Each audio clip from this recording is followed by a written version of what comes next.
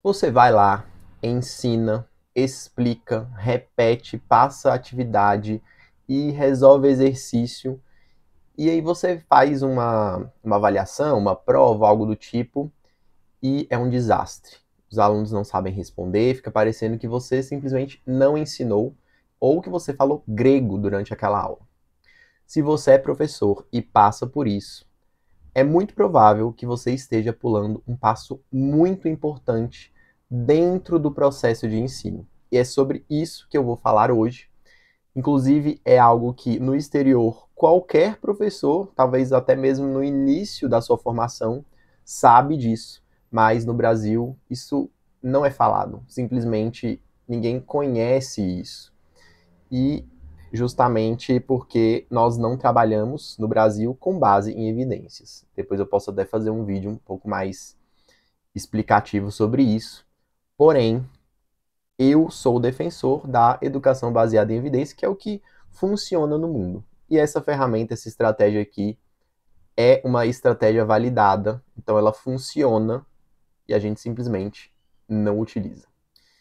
Veja bem, qual que é geralmente o modelo que se utiliza durante as aulas? Se não for um modelo daqueles mais modernos, com metodologias ativas e tudo mais. Não, o professor já entendeu que talvez uma aula comum funcione e funciona. Ele geralmente faz o seguinte: ele apresenta um conceito, ele passa atividades e é mais ou menos esse o esquema. E aí o que acontece depois é o que eu já falei lá no início do vídeo. O aluno, ele não aprende, ele não consegue demonstrar o que foi passado, ele não consegue resolver problemas, ele não consegue resolver questões. Então, eu vou mostrar aqui algo que pode parecer muito óbvio, mas às vezes o óbvio precisa ser dito. Vou fazer uma analogia. Veja bem, quando você vai ensinar uma criança a andar de bicicleta, você não pega a criança, coloca em cima da bicicleta e empurra e vai, né? Vai pedalar. Porque se você fizer isso, ela vai cair. O que você faz em geral? Você mostra para a criança como é, você depois ajuda ela a fazer e por último, ela alcança a proficiência naquela habilidade. Então, é um processo contínuo até chegar à aprendizagem. Então, nós temos um contínuo, um gradiente de absorção, de aquisição daquela habilidade, né? Poderia até ser a absorção se fosse de uma informação, mas mais do que isso, a aquisição daquela habilidade. É sobre isso que fala o gradiente de transferência de comando. É sobre, ao longo do tempo, você transferir, e aqui a gente vai falar da autonomia real, do que é autonomia real na educação, que é o aluno conseguir fazer por conta própria. Você, aos poucos, transferir para o estudante o comando sobre a atividade. Quem é que está no comando na atividade? Vamos ver como é que isso funciona na prática. Eu vou explicar aqui agora qual é o que fundamenta isso. Este gráfico aqui, ele vai ter dois eixos. No eixo aqui vertical é o suporte que o professor vai dar, o nível de suporte. Suporte pelo professor.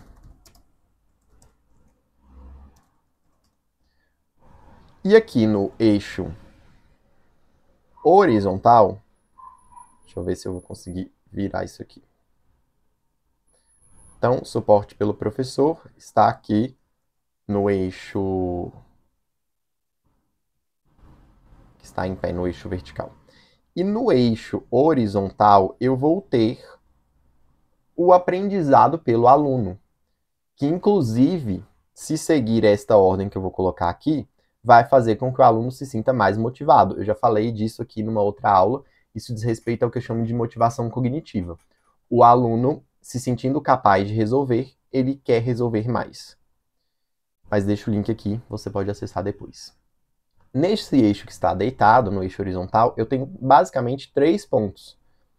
Quando eu tenho um novo conceito, esse conceito é novo, então o aluno ainda desconhece, não é familiar a ele.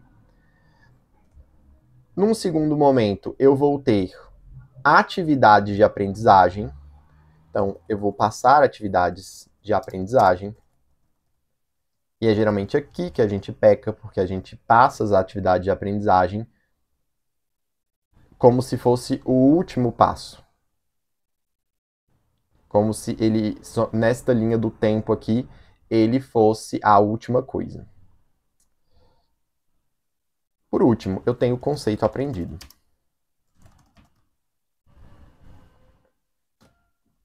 E o que nós esperamos que aconteça para que o aluno possa aprender é que este gráfico tenha o seguinte formato. Quando o conceito é novo, eu tenho um maior suporte do professor, e à medida que esse conceito é aprendido, este suporte vai diminuindo, eu vou transferindo para o estudante o comando, né, quem está no comando da atividade, ele vai ganhando autonomia em relação a esse conceito. E o que geralmente acontece? O professor ele explica, dá a sua aula, e ele passa atividades como se o aluno já soubesse, como se os exemplos que ele deu na sala, como se os exercícios que ele deu de exemplo fossem suficientes. E aí não é suficiente. E é por isso que o aluno não consegue depois realizar outros exercícios sozinho, ou fazer uma avaliação, e aí a gente chega naquela situação de achar que a gente não ensinou, de que parece que falamos grego na sala de aula. Então, essas atividades de aprendizagem não são atividades relacionadas ao conceito aprendido. As atividades relacionadas que acontecem quando o conceito já está aprendido, ela é diferente. E é geralmente essas atividades que a gente passa para os alunos fazerem. Para eles fazerem na sala, ou até mesmo como um dever de casa. Então, como que eu devo fazer? Né? Qual que é a dinâmica que eu tenho que adotar para que este gráfico ocorra na minha aula, ou até em mais aulas, mas que em determinado conteúdo eu consiga seguir exatamente este contínuo de aprendizagem, este gradiente, aos poucos transferir este conhecimento, este comando para o aluno quando eu estou ensinando. Nós vamos fazer isso em 3 passos, justamente porque nós temos aqui três etapas nesse nosso contínuo. A primeira coisa que eu vou fazer é a famigerada, a desprezada, a xingada, aquilo que hoje em dia, se você falar dentro de um ambiente escolar, você vai ser linchado, é a nossa querida instrução direta. Aquela aula que não tem firula, aquela aula que é uma aula expositiva. Não a aula inteira, mas um pedaço de aula que vai ser expositiva. Então é uma exposição da sua parte e não tem problema nenhum você fazer isso. Afinal de contas, se você é o especialista naquele assunto, você tem minimamente o direito e o dever de expor o assunto com propriedade. Afinal de contas, você tem uma formação a mais. Então, a primeira etapa do ensino de qualquer conteúdo é a instrução direta. Eu preciso expor o aluno àqueles conceitos. Porque muitas das vezes, inclusive, ele não vai conseguir tirar isso da cartola. Ele nunca ouviu falar disso.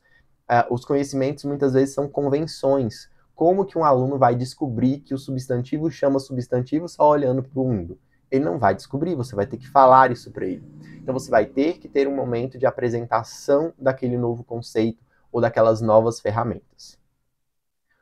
O segundo passo que nós temos é a prática assistida, e é esta parte aqui que geralmente nós ignoramos. Então, aqui é como se fosse a parte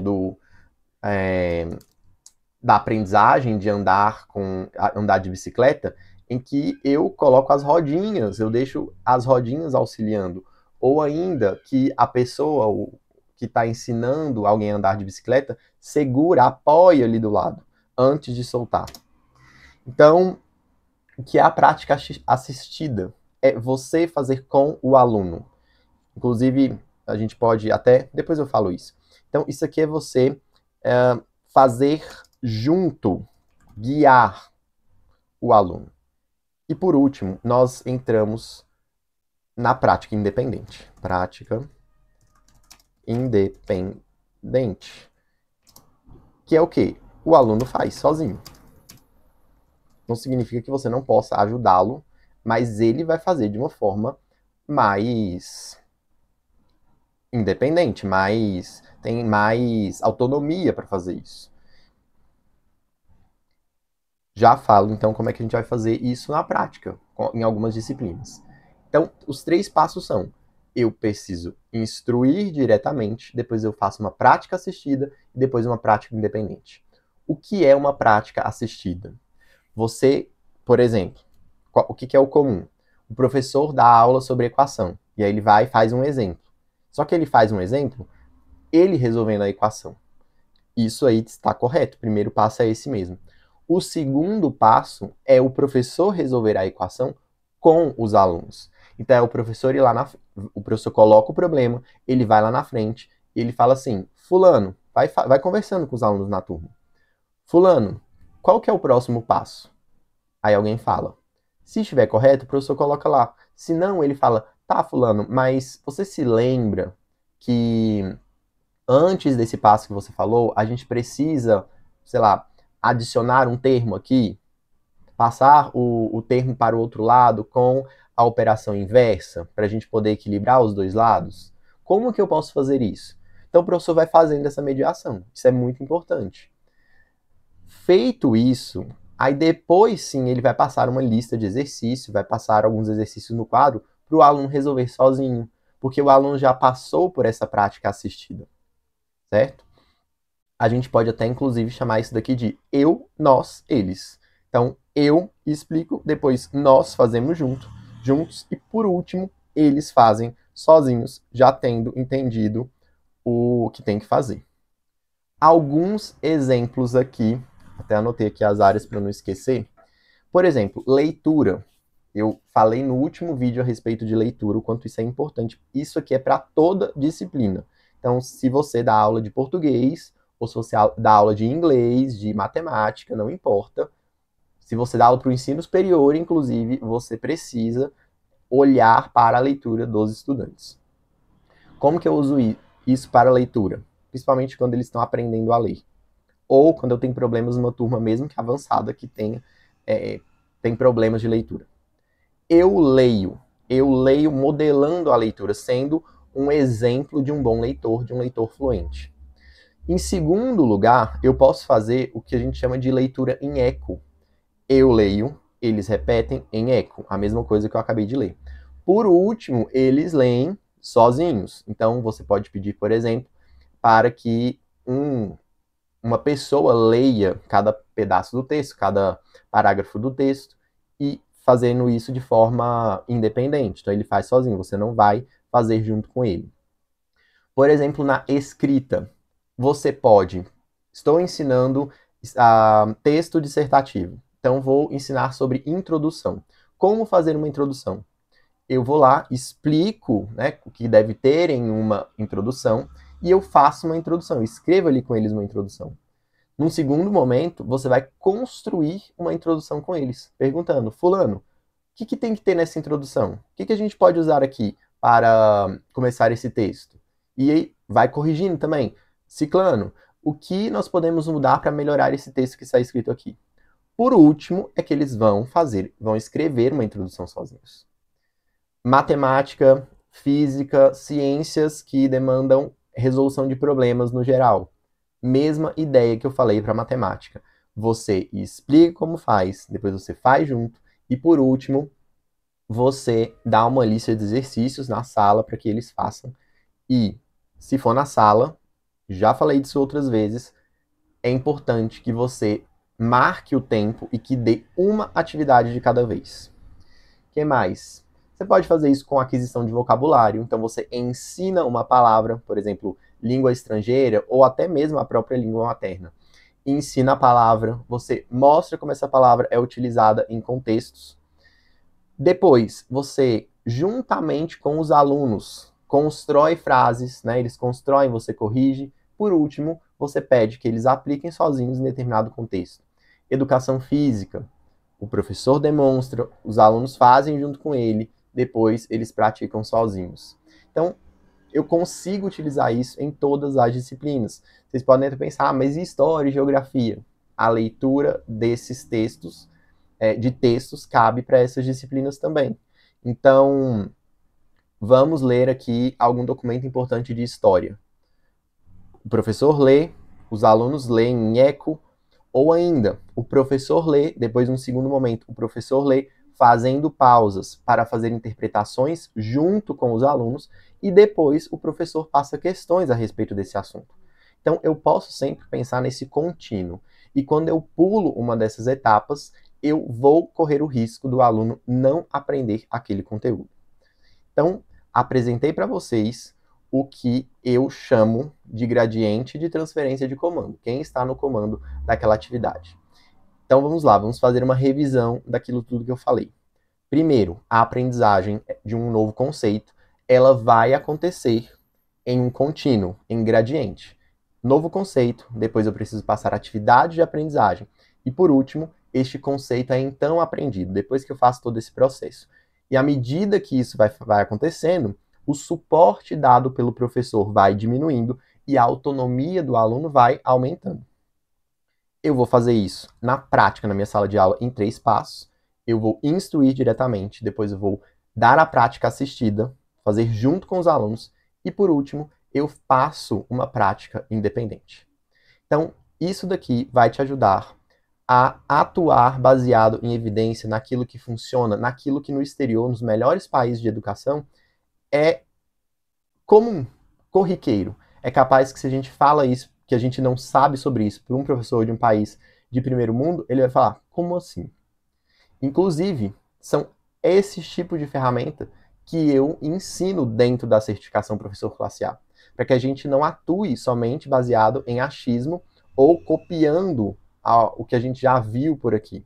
Até porque a gente não tem, muitas vezes, bons exemplos para copiar, porque, em geral, as pessoas não trabalham baseadas em evidências. Então, se você quiser, tem o link aqui embaixo, olha lá como funciona a certificação, para que você possa ser um professor de alta performance, que seja uma referência na sua área de ensino, e não simplesmente um professor dedicado, um professor comum. Espero que tenha te ajudado, depois me dê um feedback quando você utilizar essa técnica, e eu vejo você no próximo vídeo. Até lá!